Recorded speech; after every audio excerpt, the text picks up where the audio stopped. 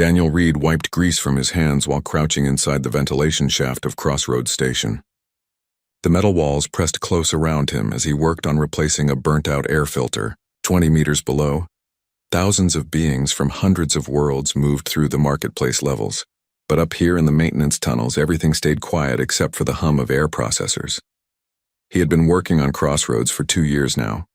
The station floated in deep space far from Earth, serving as a meeting point where different alien species came to trade and talk.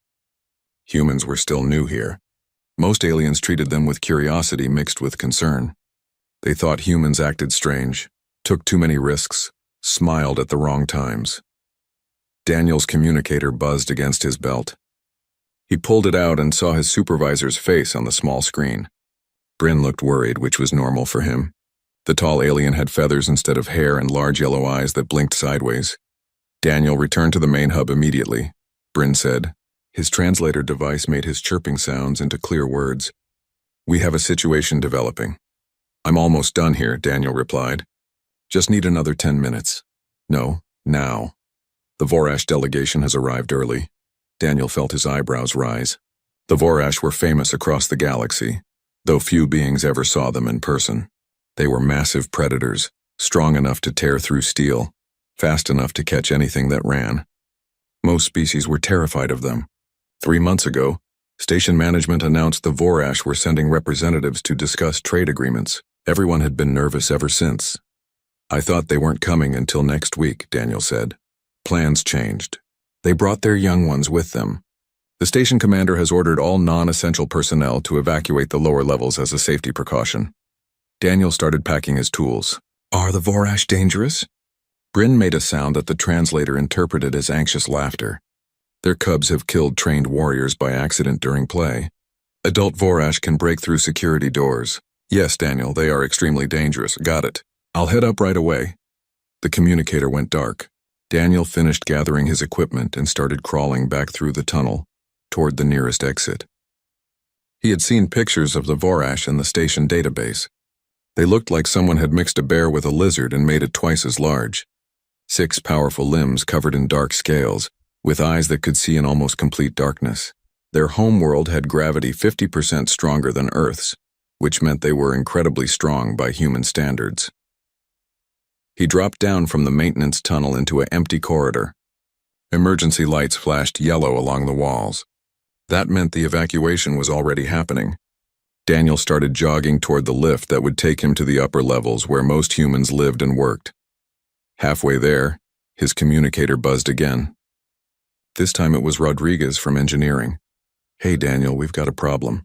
The environmental controls in Section 7 are failing. If we don't fix them in the next hour, the entire hydroponics bay will overheat and we'll lose 3 months of food production." Daniel stopped running. "Bryn just ordered me to evacuate." "I know, but everyone else is already gone from the lower levels. You're the only maintenance tech still down there. It's a simple fix, just need someone to reset the control panel manually. 15 minutes, tops." He looked up at the corridor ceiling, thinking. Section 7 was in the opposite direction from the lifts, but losing the hydroponics bay would be a real problem. The station grew most of its fresh food there. Without it, they would have to rely on expensive imported supplies. "All right," Daniel said. "I'll do it. But I'm working fast. You're a lifesaver. The control panel is in the maintenance room next to the main grow chamber." Daniel turned around and started running the other way. The corridors stayed empty. Everyone had taken the evacuation seriously. He passed through 3 security checkpoints that stood open and unmanned. The yellow emergency lights gave everything a strange color, making the shadows look darker than usual. Section 7 was quiet when he arrived. He could hear the hum of grow lights and water pumps through the walls. The air smelled like earth and plants, which always reminded him of home. He had grown up on a farm in Oregon, surrounded by forests and animals. Space stations were interesting, but sometimes he missed the smell of real dirt. The maintenance room door slid open when he approached. Inside, various pipes and control systems covered the walls. The environmental control panel blinked with red warning lights. Daniel set down his tool bag and started running diagnostics. The problem was simple, just like Rodriguez said. A circuit had overheated and shut down the cooling system. He pulled out the burnt component and installed a replacement from his bag. While he worked, he heard something. A scratching sound, very faint, coming from the ventilation shaft above him. He paused and listened carefully. There it was again. Something moving through the ductwork. Probably just a cleaning drone, he thought. The station used small robots to keep the air ducts clear, but the sound seemed too heavy for a drone. And it moved in an odd pattern, stopping and starting like something being cautious. Daniel finished installing the replacement circuit and powered the system back on. The control panel lights changed from red to green. The cooling system hummed back to life. He packed his tools and stood up, ready to leave. The scratching sound came again, louder this time. Much closer. Something was definitely in the ventilation shaft. Something big. Daniel looked up at the vent cover just as a pair of gleaming eyes appeared in the darkness behind the metal grating. They reflected the light from the control panel, glowing like yellow coins. Whatever was up there, it was watching him. The yellow eyes in the ventilation shaft didn't blink. Daniel stood completely still, tool bag in one hand, watching the darkness behind the grating. His heart rate increased, but he kept his breathing steady. Growing up on a farm had taught him that panicking around animals always made things worse. Something large shifted in the ductwork. The metal groaned slightly under its weight. Daniel estimated whatever was up there weighed at least 200 kilograms, maybe more. Too big to be a cleaning drone or any normal station equipment. He thought about the Vorash cubs that Bryn had mentioned. The ones dangerous enough to make the entire station evacuate its lower levels. Well, Daniel said quietly, this is either really interesting or really bad. The eyes moved. A low sound came from the shaft, something between a growl and a curious chirp. The vent cover rattled as whatever was behind it pressed against the metal. Daniel took a slow step backward, keeping his eyes on the grating. He knew he should run. His brain was actively suggesting it, actually. But another part of him, the part that had spent childhood summers tracking deer through the woods and helping injured foxes, wanted to know what he was looking at. The vent cover burst outward with a screech of tearing metal. A massive shape dropped from the ceiling and landed on the floor between Daniel and the door. The creature was the size of a grown bear, covered in dark blue scales that seemed to absorb the light. 6 limbs ended in claws that left scratches on the floor tiles. Its head was broad and flat with those yellow eyes set forward like a predator's. A Vorash cub. Had to be. Nothing else on the station looked like this. The cub tilted its head, studying Daniel. Its nostrils flared, taking in his scent. Daniel could see its muscles tensing, coiling up like springs. He had seen this behavior before in mountain lions back on Earth right before they pounced. Easy there, Daniel said softly. You're lost, aren't you? Probably scared. New place, strange smells, separated from your family. The cub made that chirping sound again. It took a step forward. Daniel could see its body language more clearly now. The way its scales rippled along its back, how its tail swept low and tense. This wasn't hunting behavior. This was fear aggression. The cub felt cornered and was preparing to defend itself. Daniel started to lower himself slowly into a crouch, making himself smaller, less threatening. But the movement triggered something in the cub. It lunged forward with incredible speed, covering the distance between them in less than a second. Most beings would have died right there. The cub's claws were sharp enough to cut through most materials. Its jaw strength could crush bone, but Daniel's reflexes, trained by years of working with large animals, kicked in automatically. He twisted to the side as the cub reached him, letting its momentum carry it past. At the same time, he grabbed the loose skin behind its front shoulders, the way he might grab a large dog. The cub's weight pulled him forward, and they both tumbled across the floor in a tangle of limbs. They rolled twice before stopping against the wall. The cub ended up on its back with Daniel somehow holding it down. It thrashed and made loud screeching noises. Its claws scraped against his maintenance suit, leaving tears in the tough fabric but not quite reaching skin. Daniel started laughing. He couldn't help it. The situation was so absurd. Here he was, wrestling with an alien predator cub that probably weighed more than he did, and all he could think about was the time his uncle's bull had charged him in the barn, and he'd had to grab its horns and redirect it into a hay pile. You're just a big puppy, aren't you? Daniel said, still grinning. All bark and no bite. Well, lots of bite, actually, but you don't really want to hurt me. The cub stopped thrashing for a moment, confused by Daniel's tone. Prey wasn't supposed to laugh. Prey was supposed to run and scream. Daniel used the pause to shift his position. He kept one hand on the cub's shoulder, but moved his other hand to scratch behind the bony ridge where its head met its neck. He had noticed how the cub kept trying to scratch that spot with its back leg during the wrestling match. The cub's eyes widened. It made a completely different sound, something like a purr mixed with a rumble. Its body relaxed slightly. "There we go," Daniel said, still scratching. "That's the spot, isn't it?" Somewhere far above them, alarms were probably screaming. Security cameras had definitely caught everything. People were probably panicking, thinking they were about to watch a maintenance technician get torn apart. But Daniel wasn't thinking about any of that. He was focused entirely on the creature in front of him, on reading its body language, understanding what it needed, finding ways to make it feel safe instead of threatened. The cub's purring got louder. It tried to roll over, which Daniel allowed. Now it was on its stomach, looking up at him with those yellow eyes. The aggression had completely drained away, replaced by curiosity. Daniel pulled his tool bag closer with one foot. He dug through it until he found a plasma torch, one of the smaller handheld ones used for precision welding. He turned it off and tossed it gently across the floor. The cub's eyes tracked the movement instantly. Its hunting instincts activated, but in a playful way now.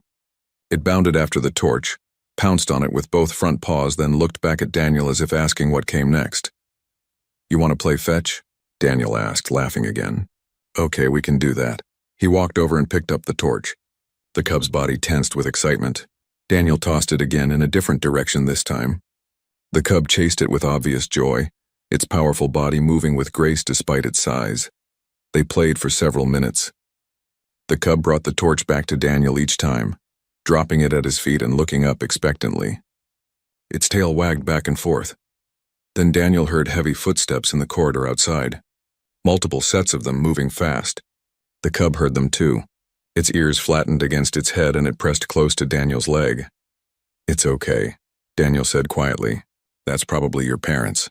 The door to the maintenance room exploded inward.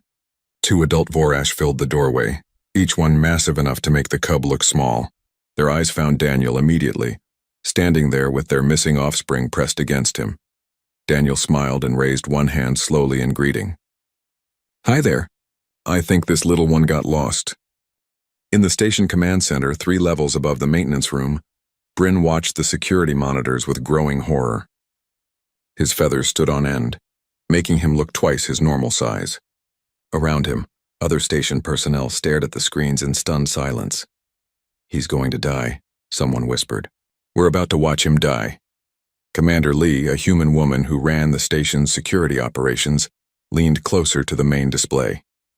Her face showed no emotion, but her knuckles were white from gripping the edge of the console. "Daniel, what are you doing?" she muttered under her breath. On the screen, Daniel Reed wrestled with a Vorash cub, except wrestling wasn't quite the right word. He was playing with it. The cub's claws had torn his suit in several places. Any one of those strikes could have disemboweled him if they'd connected properly. But Daniel just kept laughing and scratching the creature behind its head. Dr. Halvik pushed his way to the front of the crowd. The reptilian scientist had spent 40 years studying interspecies behavior. He'd written 12 books on the subject. Right now, every single theory in those books was being challenged by what he saw on the monitor. "This is impossible," Halvik said. His translator made his hissing voice sound academic and precise. "The human should be triggering the cub's kill instinct. Fear produces specific chemical signals that predators can detect. The cub should smell his terror and respond with increased aggression." "Maybe he's not afraid," Commander Lee said. "That's even worse. Lack of appropriate fear response indicates mental deficiency or severe neurological damage." On screen, Daniel threw something across the room. The cub chased after it with obvious delight.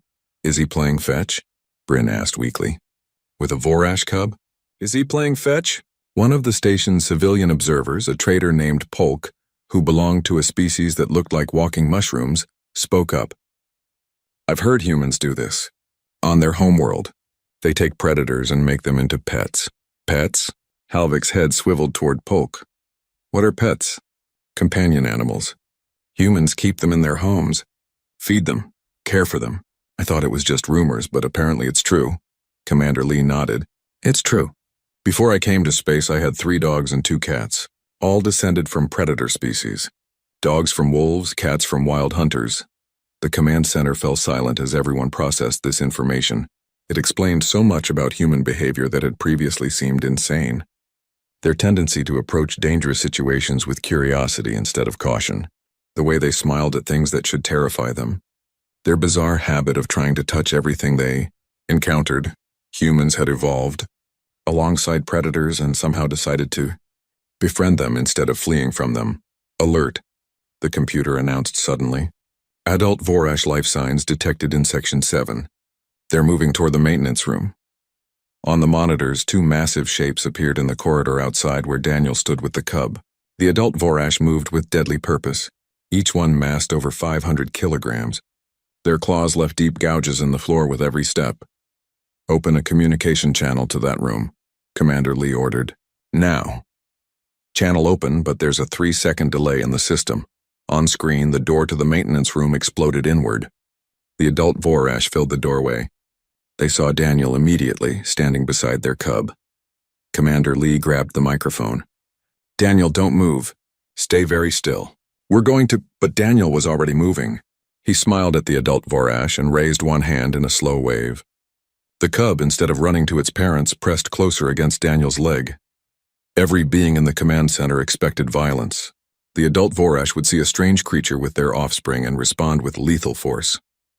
It was natural parental instinct.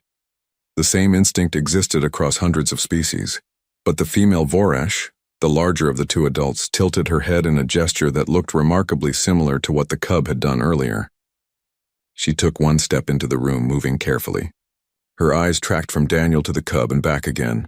The male Vorash made a deep rumbling sound. His translator, a device attached to a harness around his massive chest, converted it to words. You are the human who has our child? Yes, sir, Daniel replied. His voice stayed calm and friendly. I was working down here when your little one came through the ventilation system. I think they got separated from your group and ended up lost. Our little one attacked you, the female said. Her translator gave her voice a formal tone. We saw through the station cameras. You should be injured. Dead. Yet you smile. Daniel looked down at the cub, who looked back up at him with trusting yellow eyes. They weren't really attacking, just scared. When animals feel cornered, they defend themselves. I grew up around large animals. Cattle, horses, wild predators. You learn to read their body language, understand what they're actually feeling instead of just reacting to teeth and claws. The male Vorash moved closer. He lowered his head until his face was level with Daniel's. At this distance, he could easily bite the human in half. You were not afraid? Oh, I was definitely concerned, Daniel said, still smiling. But fear doesn't help in situations like this. Fear makes you do stupid things. Better to stay calm and work with what's happening. The female made a sound that didn't translate. She moved to her cub and gently nuzzled its head. The cub purred and rubbed against her. Then it looked back at Daniel and made a chirping noise. Our child likes you, she said. This is unusual. Vorash cubs normally show affection only to family members. In the command center, Dr. Halvik was frantically taking notes. This is unprecedented. The human has formed a social bond with the cub in less than 15 minutes. This challenges everything we understand about cross-species interaction. Maybe we've been understanding it wrong, Commander Lee said quietly. On screen, the male Vorash straightened to his full height. Human Daniel Reed. You have returned our child safely when you could have used them as hostage or killed them while they were vulnerable. You have shown our family honor. We are in your debt. No debt necessary, Daniel said. Just glad everyone's okay. The female bent down and picked up her cub, cradling the massive creature in her arms like it weighed nothing. The cub chirped again and reached one paw toward Daniel. We will remember this, the male said. The Vorash do not forget kindness. He paused, then added something that made everyone in the command center sit up straighter. We wish to learn your methods. How does a human calm a frightened predator? This is valuable knowledge, Daniel shrugged. It's not really a method. You just have to pay attention. Listen to what they're trying to tell you. Most creatures don't want to fight. They just want to feel safe. The Vorash parents looked at each other. Some unspoken communication passed between them. Then the female spoke again. This perspective is foreign to us.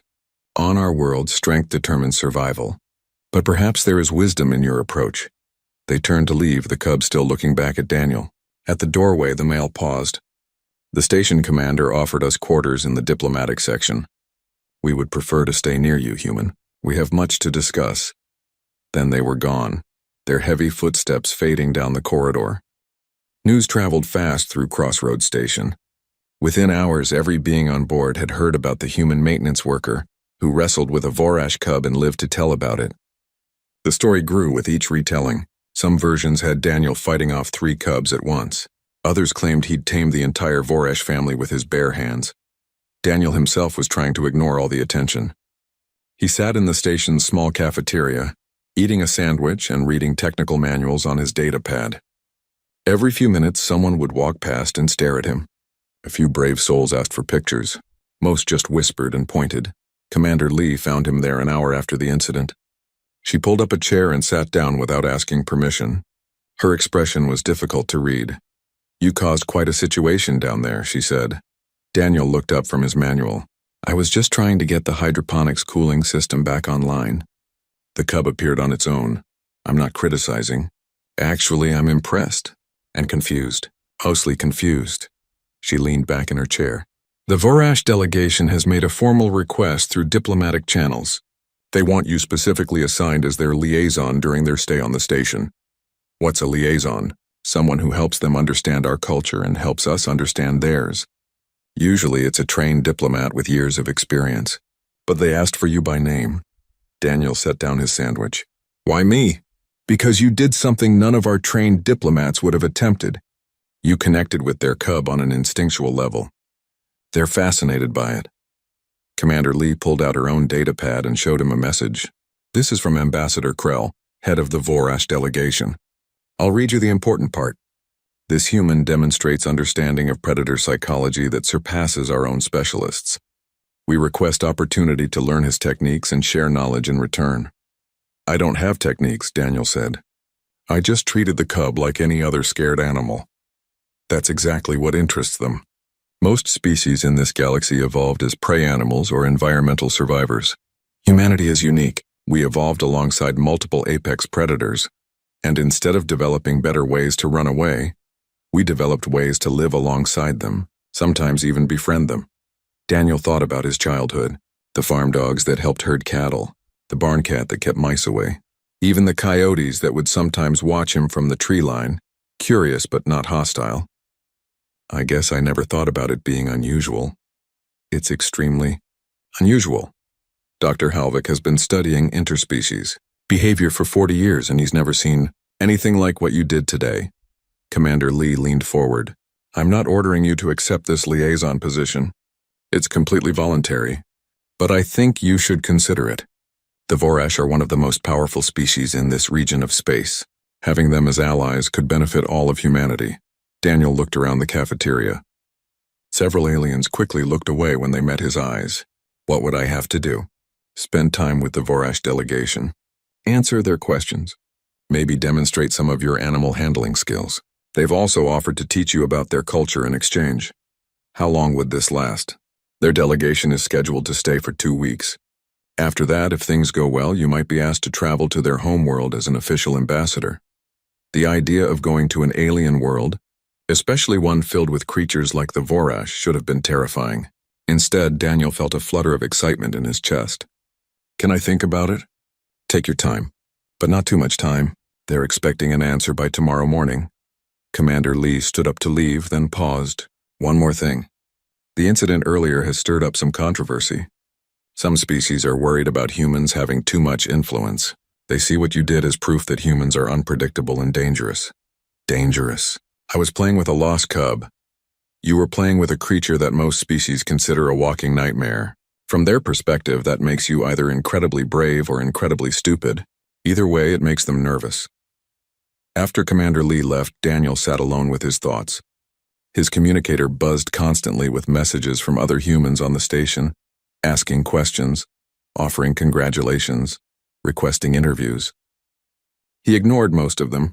Instead, he thought about the Vorash cub, the way its scales had felt under his hands, cool and smooth, how its body language had shifted from aggressive to playful once it realized he wasn't a threat, the intelligence in those yellow eyes. His communicator buzzed again. This time the message was from Dr. Halvik, asking if Daniel would be willing to answer some questions for his research. Daniel almost ignored it like the others, but something made him reconsider. He sent back a short reply agreeing to meet. They met in one of the station's observation rooms, a small space with large windows that looked out at the stars. Dr. Halvik was waiting when Daniel arrived, his reptilian features showing clear excitement. "Thank you for coming," Halvik said. "I have been studying the security footage from your encounter. I must ask, have you received formal training in xenobiology or interspecies communication?" "No," Daniel said. "I grew up on a farm. Worked with animals my whole life. That's about it. Fascinating. What you did today should not have worked. The Vorash cub's biology produces specific responses to threat stimuli. You should have triggered a full aggressive response leading to lethal force. Maybe I didn't seem like a threat. But you were grappling with the creature. Physical contact should have enhanced the threat response." Daniel tried to explain. "Animals understand intent. It's not just about what you do, it's about why you do it. When I grabbed the cub, I wasn't trying to hurt it. I was trying to redirect its energy, keep it from hurting itself or me. Animals can sense that difference." Halvik made notes on his data pad. "This concept of intent sensing is not documented in any of our studies. How do animals perceive intent? Body language mostly. Tone of voice. Chemical signals maybe. I'm not a scientist, I just know it works. A dog can tell the difference between someone who wants to pet it and someone who wants to hurt it, even if both people are reaching out the same way. Dogs are the domesticated predators humans keep as pets, correct?" "Yeah, descended from wolves. We've been living with them for thousands of years." Halvik's eyes widened. "Thousands of years? You have been coexisting with apex predators for that long?" "Longer, probably. Some scientists think humans and wolves started working together over 15,000 years ago." The reptilian scientist sat back, processing this information. "This explains so much about human behavior. Your species didn't just survive alongside predators. You integrated them into your society, made them partners." "Made them family," Daniel corrected. "Dogs aren't just partners. They're friends, companions. Same with cats and horses and all the other animals we live with." Halvik wrote furiously on his data pad. Finally, he looked up. "I must ask a favor. Would you be willing to conduct a demonstration? Show other species these techniques you describe? If humans can teach us to better understand predator behavior, it could save countless lives." Daniel thought about the Vorash cub's yellow eyes, about the way it had trusted him after just a few minutes. "I'll do the liaison thing with the Vorash. If that goes well, maybe we can talk about demonstrations." 3 days into his liaison work with the Vorash delegation, Daniel stood in the diplomatic quarters watching the Vorash family interact. The cub, whose name translated roughly to Swift, played with what looked like a metal puzzle box. The parents observed Daniel with constant attention, asking questions about human behavior and animal domestication. "On your Earth," the male Vorash said. His name was Tor. "You say humans keep predators in their homes. These predators do not hunt the humans?" "Not usually," Daniel explained. "We feed them so they don't need to hunt us. And over thousands of years we've bred them to be friendly. They've evolved to see humans as family." The female named Shira made a thoughtful sound. "This concept is difficult for us. On our world, predators compete. There is no cooperation between species." "Maybe that's something you could try," Daniel suggested. "Find an animal on your world that might benefit from working with Vorash." "Start small," Swift chirped from across the room. The cub had solved the puzzle box and was looking at Daniel expectantly. This had become a pattern. Every time Swift completed a task, he looked to Daniel for approval before going to his parents. Daniel smiled and gave the cub a thumbs up. Swift's tail wagged and he bounded over, dropping the puzzle box at Daniel's feet. The humans on the station had started calling Swift the puppy because of his behavior around Daniel. "Your influence on our child concerns some members of our delegation," Tor said carefully. "Swift should bond primarily with Vorash, not humans." "I'm not trying to replace you," Daniel said quickly. "I'm just playing with him. If it's a problem, I can stop." Shira made a negative gesture. "No. We asked you here specifically because of your connection with Swift. We are simply noting the observation. On our world, such cross-species bonding does not occur." A chime sounded at the door. Commander Lee's voice came through the intercom. "Daniel, can you come to the command center? We have a situation." Daniel excused himself and headed up to the command center. When he arrived, he found it more crowded than usual. Multiple species representatives stood around the main display, arguing in several languages at once. Commander Lee saw him and waved him over. "What's going on?" Daniel asked.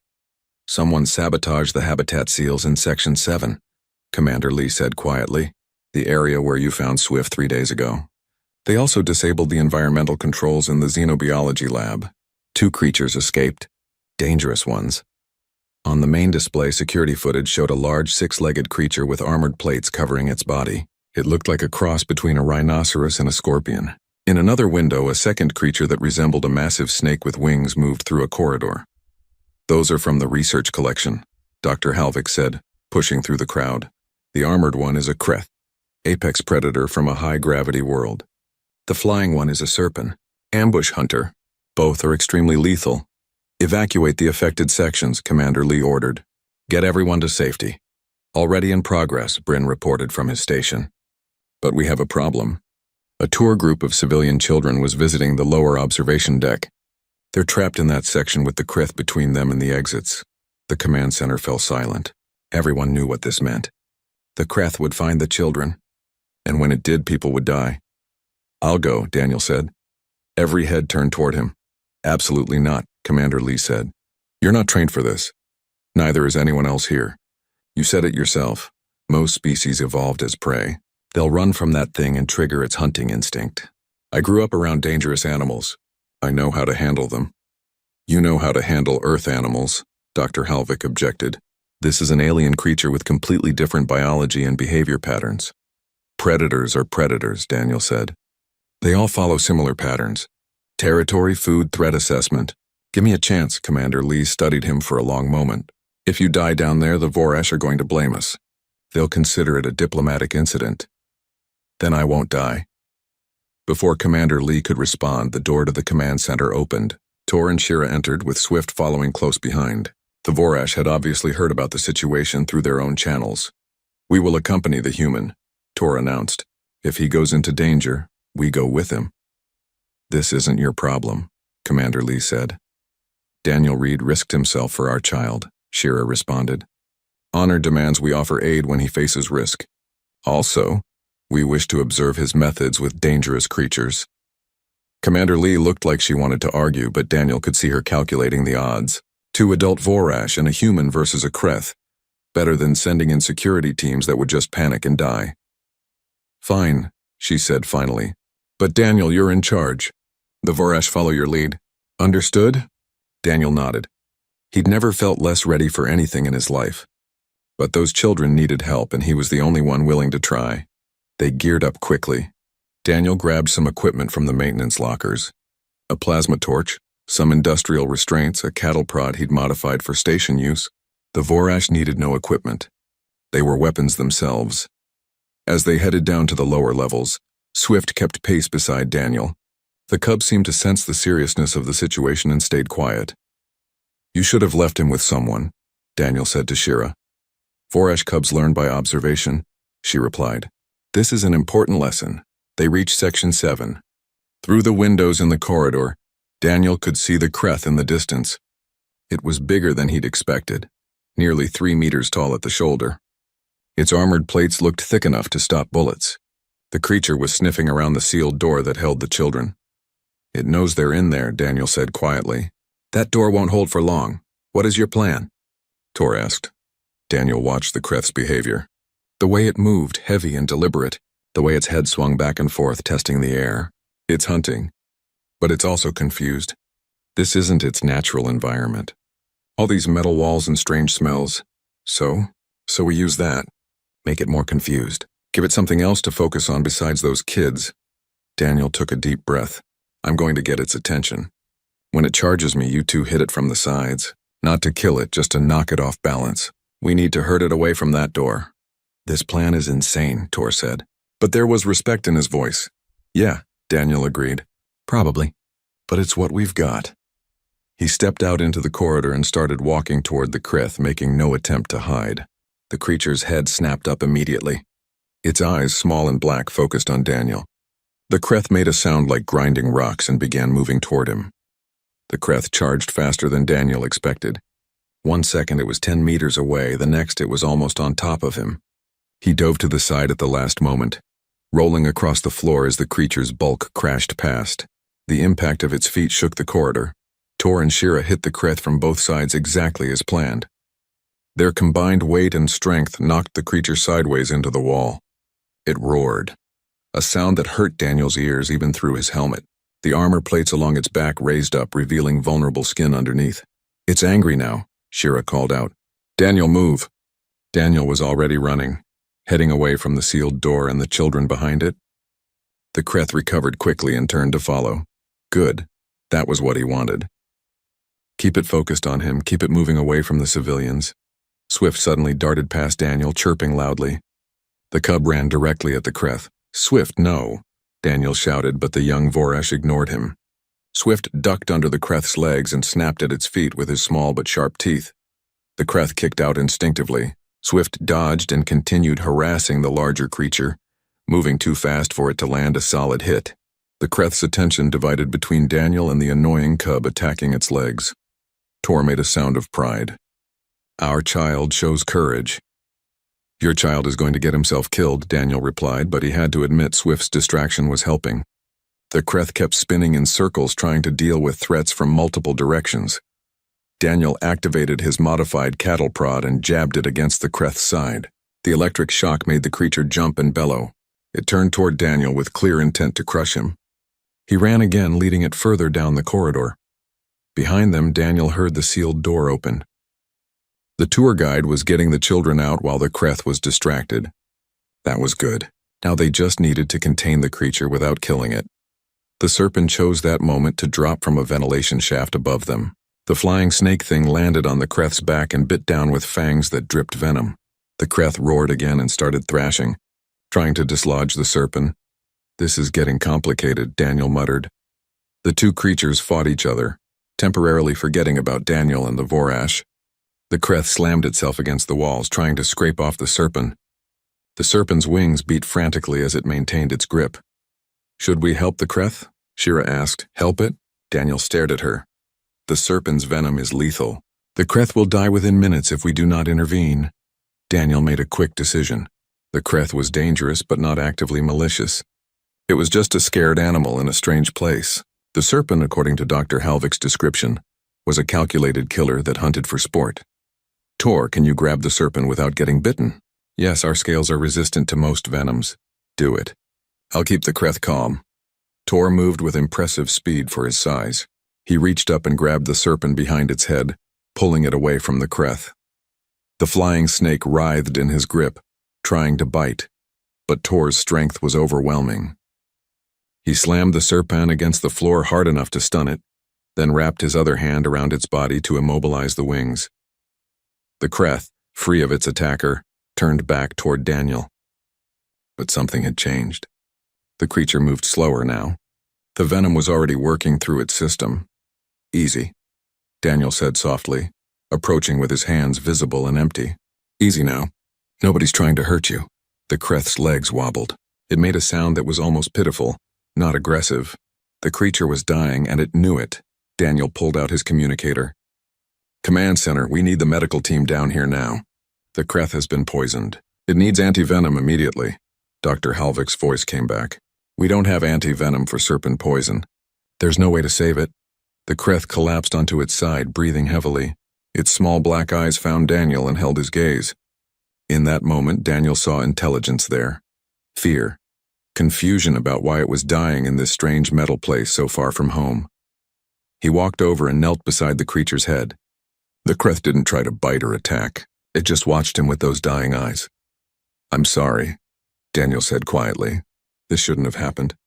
You deserved better than this." The Kreth made a sound like a sigh.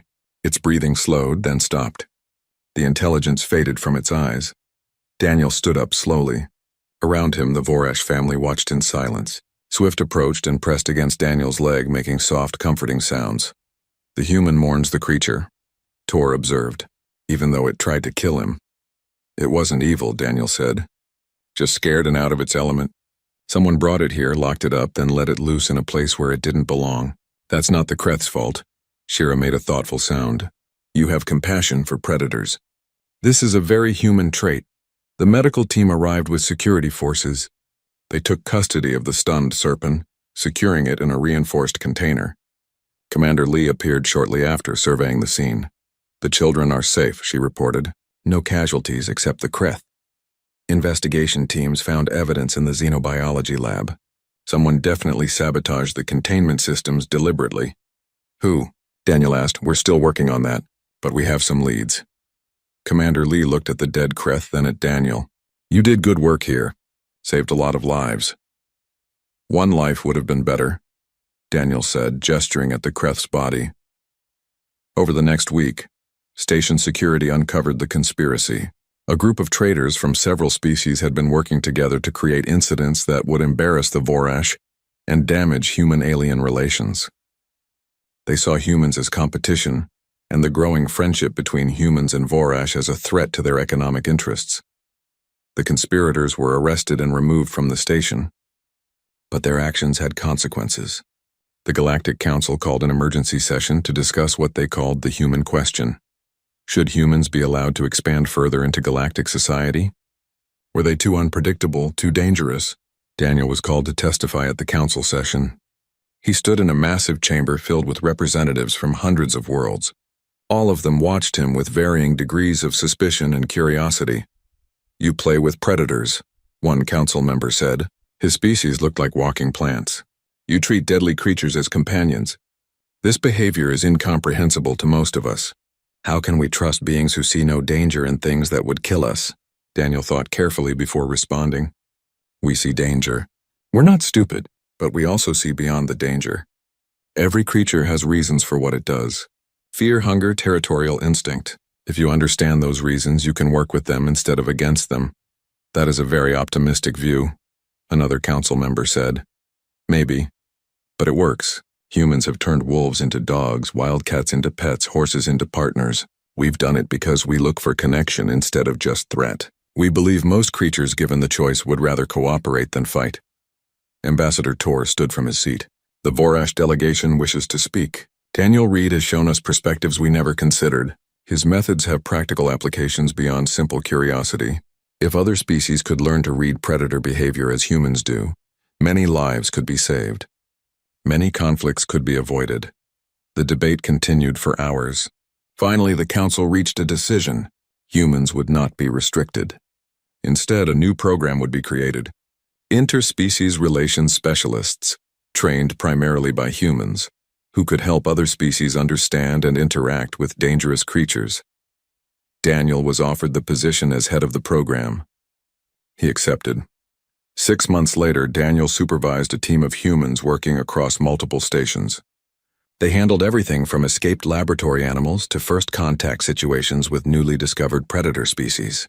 Other aliens were starting to join the program too, learning human methods. The Vorash family visited regularly. Swift, now fully grown, still got excited when he saw Daniel. The young Vorash had become an ambassador himself, helping his people understand cooperation instead of just competition. One day, a distress call came in from an unexplored sector. A survey ship had encountered an unknown species, massive predators that had destroyed 2 vessels. The survivors were requesting help, specifically asking for human specialists. Daniel looked at the message and smiled. He called his team together. "Looks like we've got a new friend to make," he said.